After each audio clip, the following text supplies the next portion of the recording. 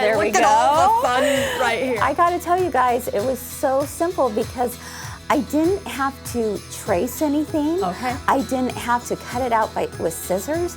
I was able to cut it all completely out on my ScanNCut. My standard mat, place it right here. If I come up to this button right here, Yes.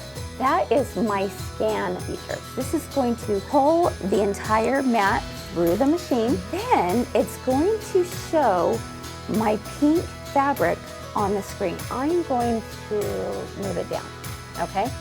Because I want to make sure that it gets onto my Little pink edges. Allison, I will let you do the honors of showing this on okay. camera All because right.